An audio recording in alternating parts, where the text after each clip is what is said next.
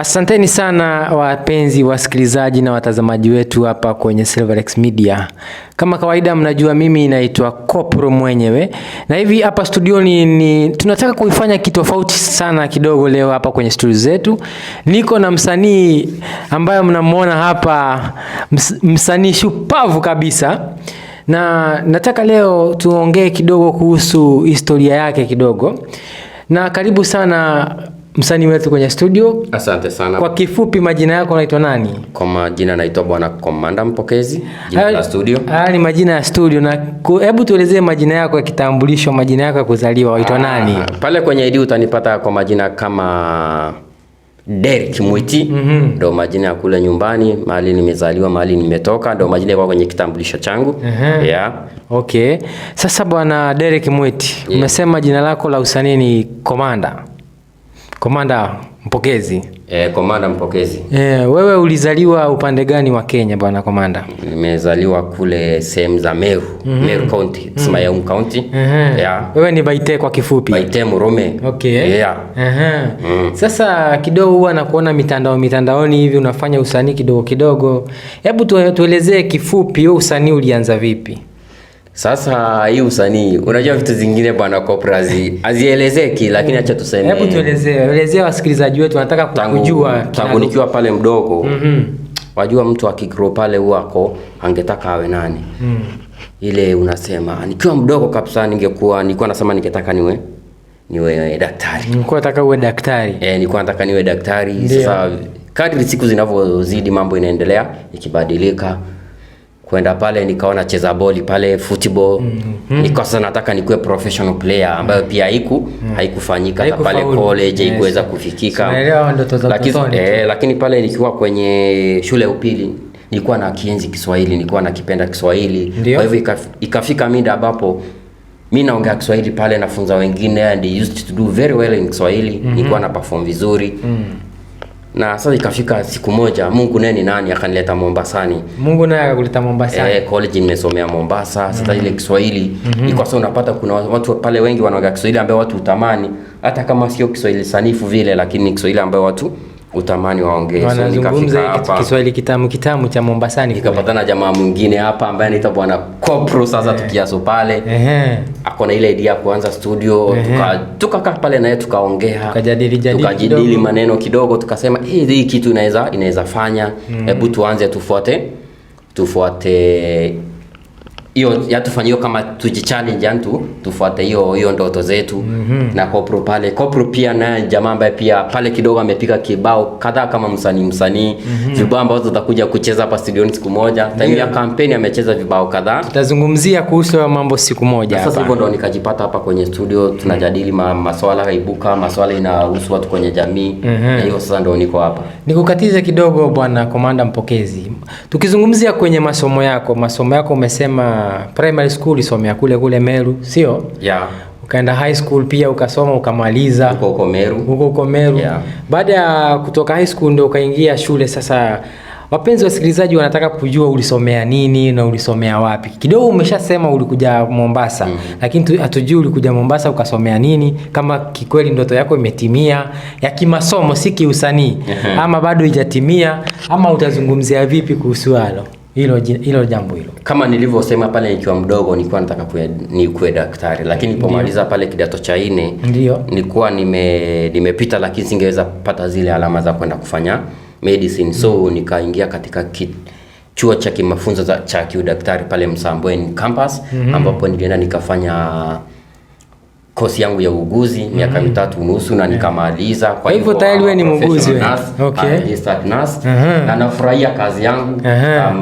I'm proud of my work na nafanya kazi yangu kwa bidii nikijua yani baraka zote zatoka kwa Mungu tunapoendelea kujaribu kusaidiana. Utapata pale mitaani watu wakisema sana hawa jamaa wenye usanii hivi ni jamaa ambao hawajasoma. Na kwa kifupi umeweza kusikia amesomea uuguzi, tayari yeye ni daktari, ndoto yake pia imetimia hivi.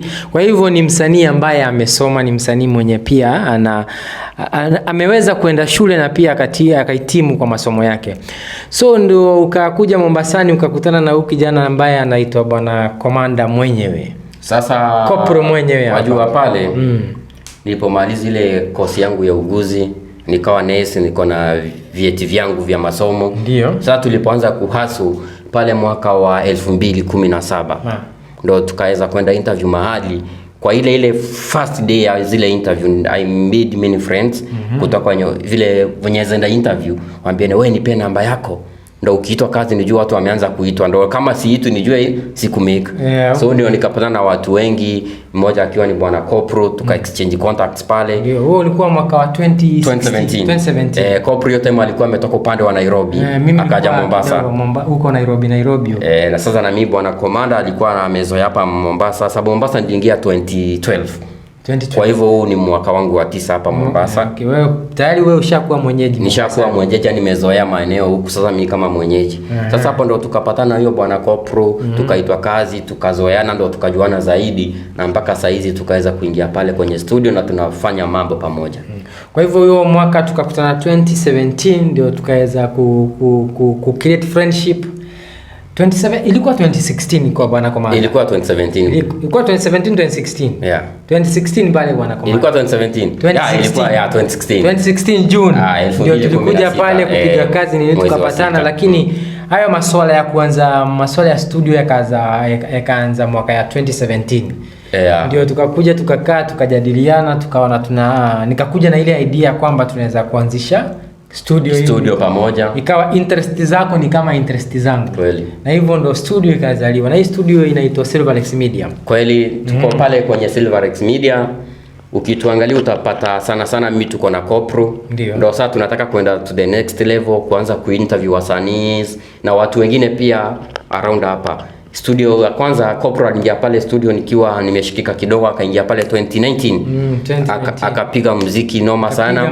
Wa Kikamba wamefurahia, alikuwa ni muziki wa Kikamba. Hata kama si Mkamba aliweza kupiga ngoma nzuri sana pale na watu wakaweza kuipenda na akaongea vizuri pale. Unajua kwa usanii lazima ukue divergent. Side zote lazima ukue flexible, yani. Ukue flexible kwa side zote zile. So bado tuko pale tunasukuma pole na bwana Kopro hapa. Vile ile kasumba watu wako nayo kwamba watu wenye wameingia kwenye usanii wengi hawajasoma, watu wana act comedy hawajasoma. Wale ni watu ambao wamesoma. Ni vile sasa hii life huwezi egemea upande mmoja. Kwa mfano unaona watu wamesoma, wameingia pale mpaka chuo kikuu, wako na degree zao, wengine wako na diploma, lakini hapa nchini kupata kazi inakuwa ngumu. Lakini mimi hapa na bwana Kopro tunashukuru angalau tuna mahali tunaweza kuwa tunasema tunafanya kazi. Lakini licha ya hiyo bado tunataka ile tujitume. Tuweze kuwa mahali pengine, tuendelee pia kuburudisha watu wetu. Na bwana Komanda, nikikuuliza kidogo, hii ndoto yako ya kuwa msanii ni ndoto ambayo unataka siku moja ikuje kuzimia, ama unataka kufaulu kabisa uendelee na ndoto yako na pia uendelee kuwa na ndoto ya udaktari? Nakwambia bwana Kopro, ikifika hapa leo tunasema kufa dereva, kufa abiria, hakuna kurudi nyuma. Hii ni ndoto ambayo tunasukuma, ina challenges zake. Unajua ni ngumu, watu wengi wa appreciate ile kitu unafanya. Wanasema sasa mtu yuko pale hospitali, sasa mbona anafanya vitu zingine? Yani support wakati mwingine ikuji vile ungetarajia. Ndio sasa ukiingia kwa hii system usikuwe na expectations mob sana. Ni pole sema tu unafanya kazi yako sababu ni kitu ambacho unakipenda, unakifanya tu pole, lakini ipo siku utafikia level unataka. Kwanza huwa ndio slogan yangu, ukiingia sana kwa mitandao yangu, ipo siku wanazungumza ipo siku utafika ile level unataka. Hata mpenzi mtazamaji popote ulipo, ipo siku utafika ile level yenye unataka. Usife moyo. Hizo challenges zote unapitia, acha zikutie moyo, zikutie nguvu, ndio uweze kufika mahali una target. Kweli kabisa. So wasikilizaji wetu, kama ambavyo umesikia historia kidogo sana, tumewafanya kuwagusia kidogo historia ya bwana Komanda hapa. Ipo siku pia mimi nitakuja kuulizwa about historia yangu, msijali, mtaweza kuisikia kule ambapo pia nimetoka, historia yangu ya masomo na nimefikia wapi. Na kwa kifupi, sisi tunafanya kazi kwa pamoja kwenye hii studio yetu. Hii ni kampuni yetu inaitwa Silverex Media. Tuko pale kwenye YouTube, utatupata pale kama Silverex Media. Subscribe, jaribu tu support na pia tutafurahi sana. Ama vipi bwana Komanda? Ndio hivyo, na maana anasema ni Komanda na Kopro Studio. Usanii bana. Usanii lazima. So neno lako la mwisho kwa wasikilizaji wetu na watazamaji. Nataka uangalie pale kwenye kamera zetu. Kamera yangu ni gani? Kamera yako ndio hii hapa. Haya. Zungumza nao, uwaelezee kuhusiana na hii Silverex Studio na neno lako la mwisho. Kitu ya kwanza ningetaka kusema, push for your dreams. Challenges ziko kila mahali, so ukishaamua unafanya jambo fulani usife moyo, isukume mpaka mwisho, bora unajua unachokitaka. Another thing, be patient, learn to be patient. Haya mambo ifanyiki kighafla, si ndo tumeanza hapa, lakini tuna imani tutasonga, ndo maana hatufi moyo. Kitu kingine ni kwamba usidharau kazi ya mtu yeyote. Kweli. Na pia usikuwe na expectations, mob watu watakusupport. Unaweza enda pale hata ukapata ndugu yako mwenyewe akusupport sababu yeye anatarajiwa hospitali. Kwa mfano kama mimi, lakini sasa nakuona studio, anasema una waste time. So ile support vile itakuja, yani be ready for anything. Kuwa tayari kwa lolote. Kwa hivyo mimi nasema usife moyo, push your dreams. Hata kama umesoma kitu fulani na unaona pengine ama una moyo wa kufanya jambo lingine kando, usife moyo, jisukume uendelee kufanya hilo jambo na mwisho utafika your target, utafika your climax. Hakuna safari ambayo ni rahisi, lakini kwa imani na pia kujitolea itafikika.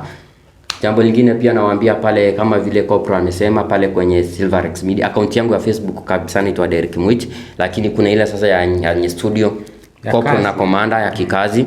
Kopro na Komanda, ndio hiyo ndo Facebook account yetu. Tuko na page pale Silverex Media kwenye Facebook, YouTube Silverex Media. Ukiingia usisahau kusubscribe, kulike na kushare ile content, na pia pale Instagram pia tuko kama Silverex Media.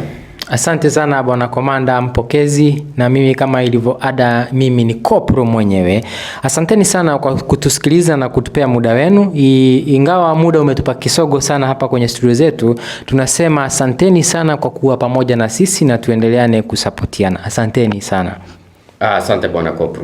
Karibu bwana. Asante. Pamoja ndugu yangu. Endelea na kazi nzuri. Kazi ifanyike.